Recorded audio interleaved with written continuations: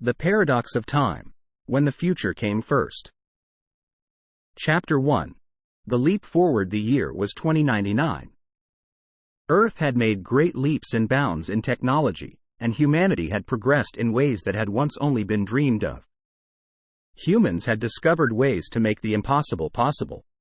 They had figured out how to travel to other planets and had made contact with alien races.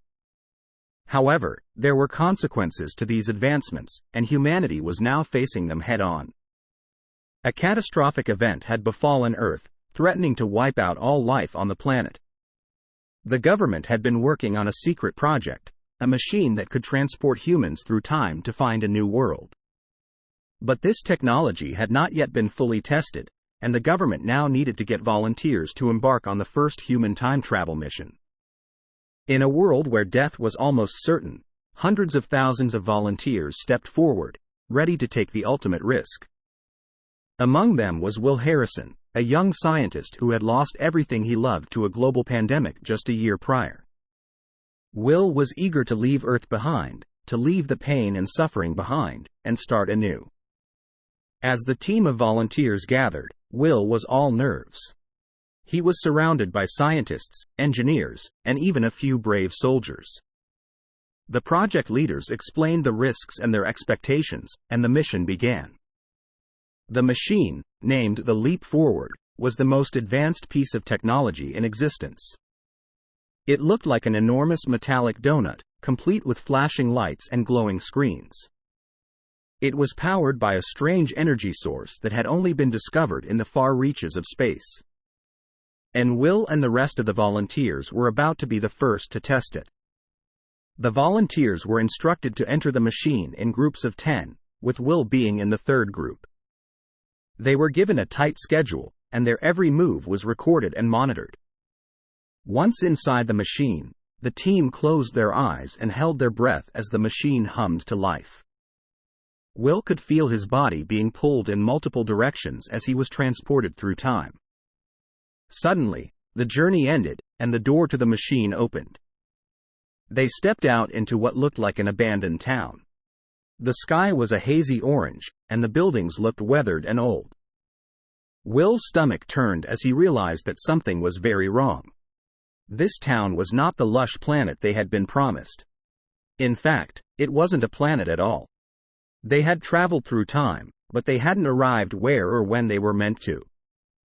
But they couldn't return. The Leap Forward was destroyed beyond repair, condemning them to a fate unknown. Will and the rest of his team were stranded in a world that had long ago ended. They were the only humans alive, and their journey was about to take a turn down a dark and perilous road. Chapter 2. A world transformed. Will and his team were left stranded in a world that was nothing like they had expected. The town they had emerged in was abandoned, and it quickly became clear that they were in a place that had long since been destroyed. The sky was a burnt orange, and the air was thick with ash and smoke. The team's initial confusion and shock turned to horror when they realized the true dangers of their new world. Across the horizon, the ruins of cities and towns extended as far as they could see. The environment had been transformed beyond recognition. The ground was a blackened wasteland, and the air was full of choking ash. The scientists quickly realized that the atmosphere was unbreathable and that they'd need to wear oxygen masks to survive. The machines and gadgets they had brought with them were useless. The technology brought from their own time had no place in this world, and the team was left with nothing but their wits to survive. As the team made their way down the deserted streets, they realized that they were not alone. Strange creatures lurked in the shadows, grotesque mutations that had been born from the destruction. These creatures were unlike anything they had ever seen before, towering creatures with multiple limbs and eyes. They seemed to be equipped with deadly weapons, ranged cannons, acid sprays, and sharp claws. The team quickly huddled together, their weapons trained on the creatures. The soldiers were the first to act, firing their weapons and trying to eliminate the horrific creatures. They fought desperately against these enemies, but the creatures were too numerous and too powerful. The team was forced to flee, abandoning their pursuit of survival in this part of the world. They moved as swiftly and silently as they could through the abandoned buildings, looking for any sign of life or hope in this desolate world. Food and water were scarce, and the team had to rely on their training and knowledge to find sustenance. They scavenged the ruins for anything that could help them survive. In one abandoned building, they stumbled upon a hidden stash of canned food, but it had to be shared amongst the team.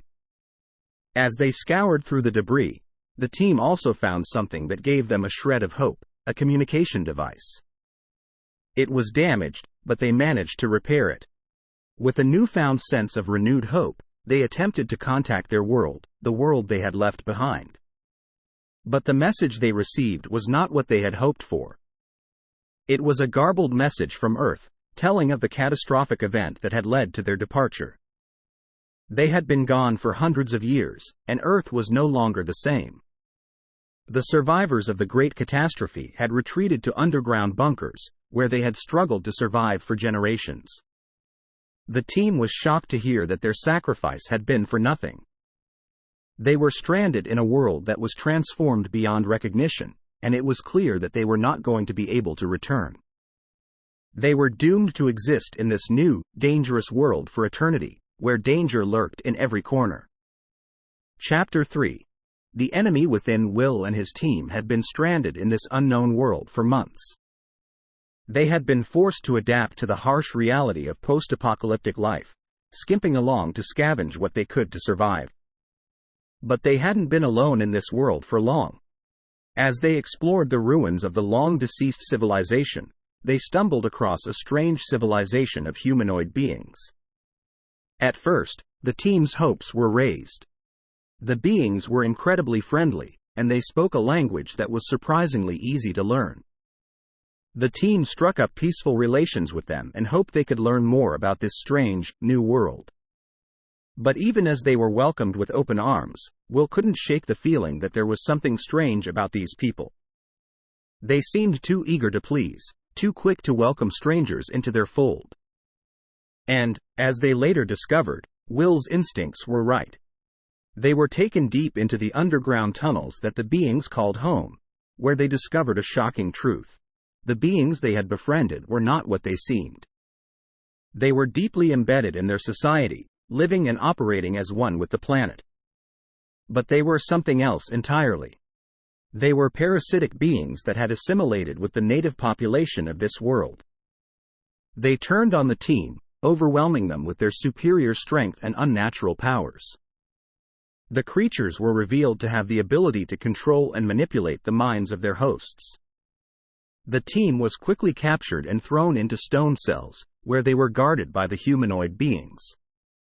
Will and his team now knew they were in grave danger. They had managed to escape from one catastrophic event, but now they found themselves in the clutches of a dangerous enemy that hid in plain sight, waiting for them to let their guard down.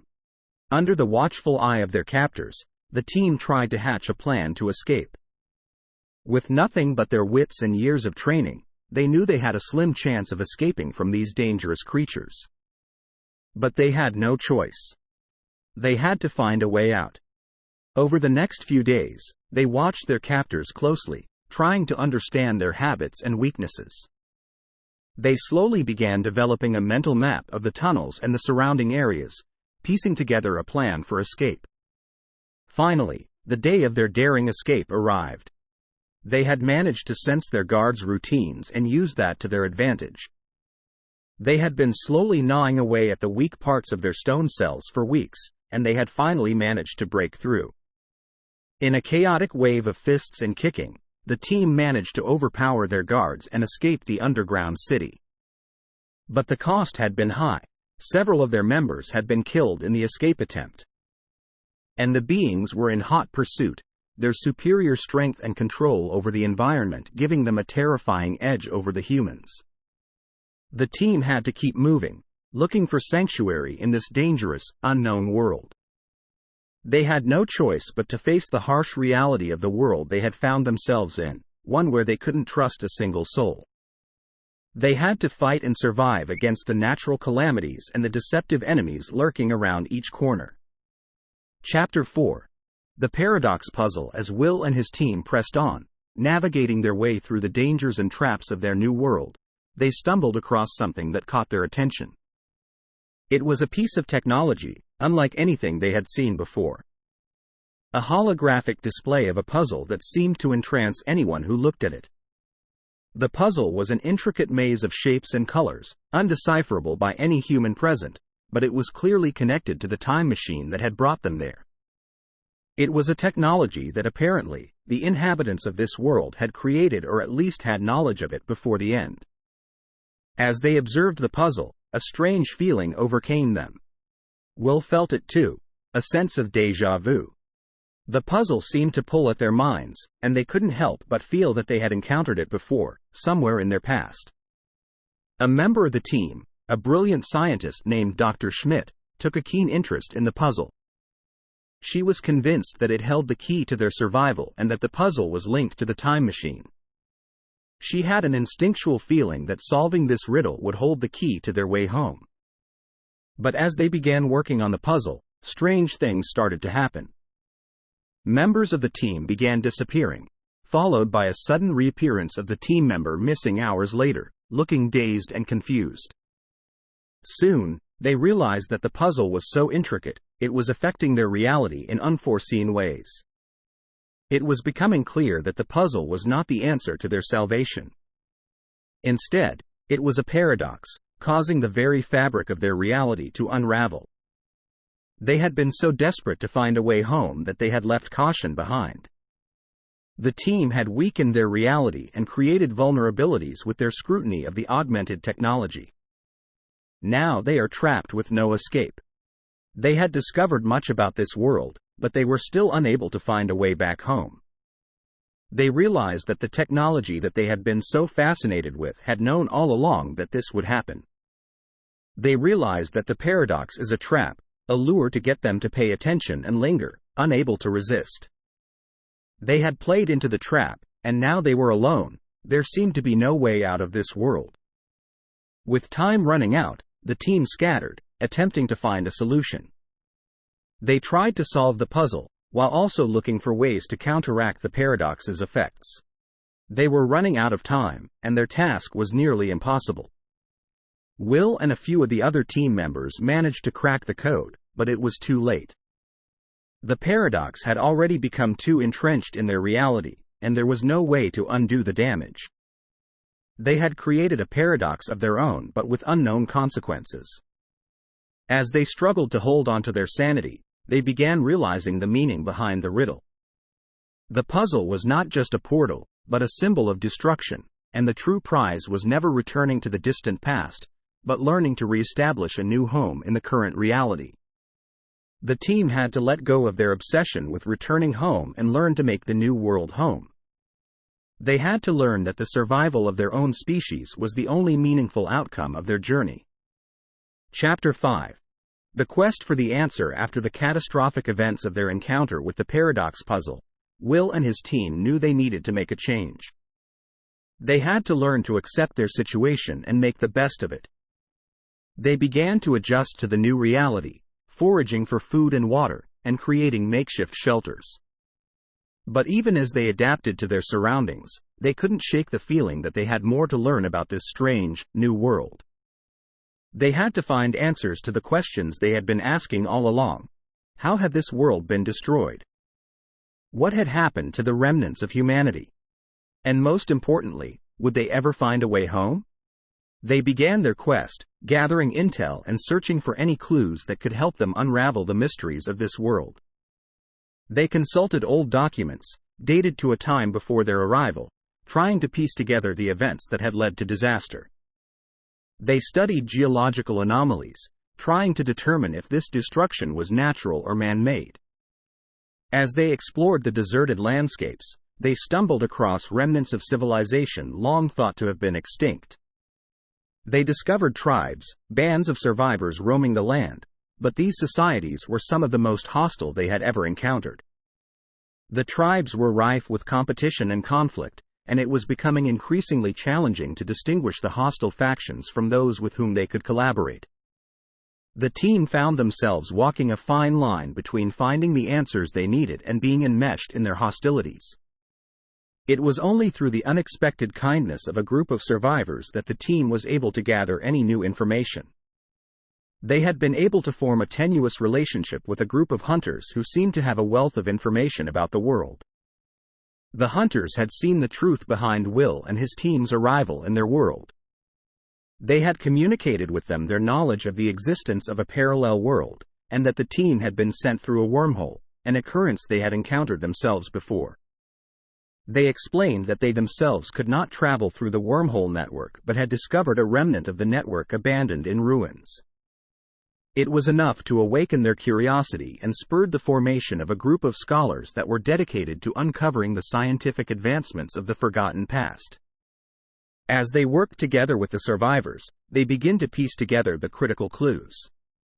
The team realized that there was a powerful weapon, hidden deep within the earth, that caused the catastrophic disaster which led to their arrival. It was a weapon that broke the very structure of the earth.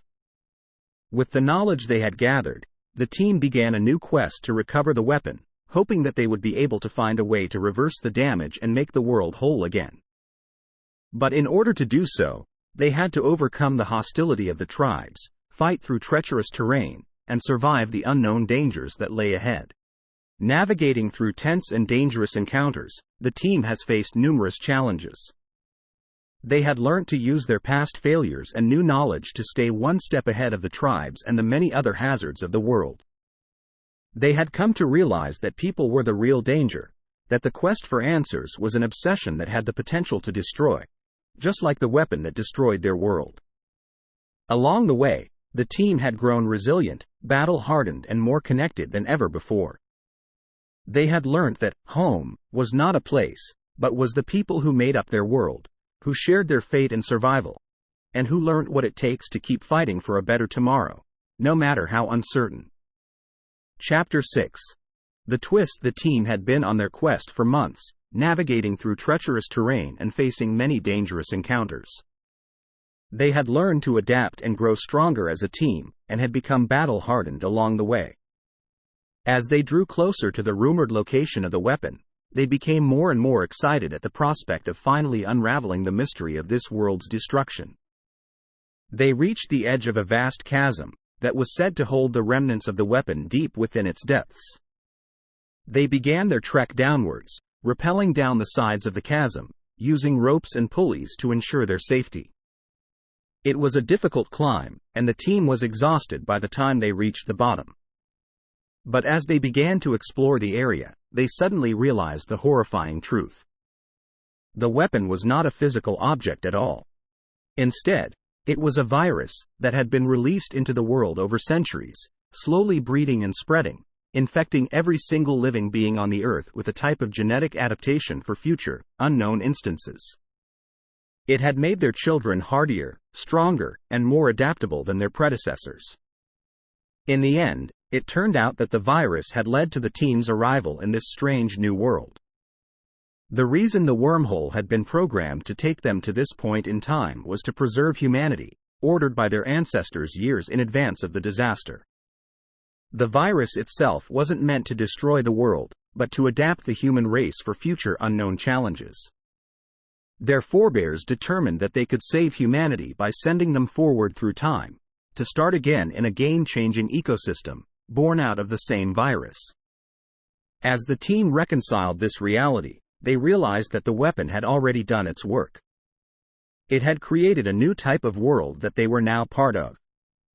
They could stay and continue to adapt, or they could return home and try to share this knowledge with the rest of humanity. But as the team deliberated, they discovered that the wormhole back home had since been closed, and there were no other functioning paths to reach home. They were now both a product and a result of the weapon, and the weapon had determined its own path. The team had to make a choice: stay in this new world and adapt to its new possibilities, or try to find technology that could re-establish communication and a way back home. As they contemplated their options, the team realized that they had grown to love this new world. It was harsh and unforgiving, but it was also beautiful and full of surprises. They had grown attached to the survivors they had come to know and care for during their journey. They knew that they didn't have a future in their previous world, that their people and their society were now far removed from anything recognizable. They had moved ahead in the timeline of the virus, and they were still adapting, becoming part of the new world. In the end, they decided to stay. They had made this world their home, and they were more than just survivors of the virus. They were now part of a new world, a world born out of the same virus that had once destroyed their own. A new chapter of humanity had begun, and they were at the forefront, part of a new beginning. They had found their answer in the twisted and unexpected turns of their journey, and their story will continue, as humanity continues to adapt and grow beyond the limits of the past. Chapter 7. The final battle. As time passed, the team became more integrated into the new world, and they discovered just how much they had to learn. They had to adapt to new ways of growing food, building shelter, and defending themselves from the dangers of this world. But even as they grew, there were still factions in this world that opposed them. The tribes that had once been hostile had started to expand their territories and challenge their peaceful existence. It was clear that a final, decisive battle was looming on the horizon. Will and his team had no choice but to prepare themselves for battle, gathering weapons, and fortifying their positions. They knew they were outnumbered, and the odds were stacked against them, but they refused to stand down and surrender to a world they had fought so hard to survive in.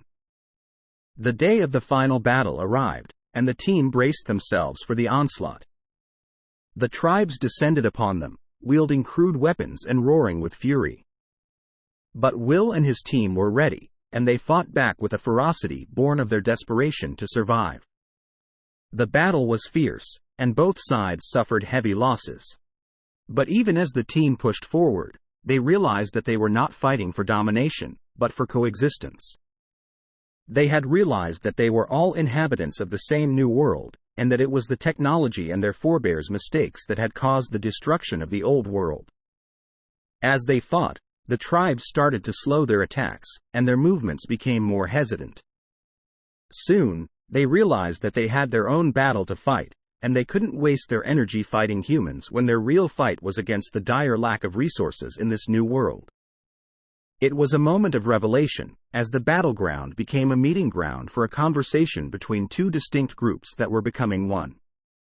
The children of the virus, the next iteration of humanity, would hold the key to survival, and the discussion that day between the tribals and the scientific team was to be the foundation of the new order. Will and his team emerged victorious, but the cost was high. They mourned the losses of their fallen comrades, but they also realized that their journey had led them to this moment, to this realization that their battle couldn't end with defeat or victory, but with a new way of life. As they looked around at the devastated and scarred battlefield, they knew that the world had changed at its most fundamental level. The team understood that the conflicts they had faced, the battles they had fought, had led them to a deeper understanding of what had really happened, and how they could make the new world their home. They had fought, not just for survival, but for understanding.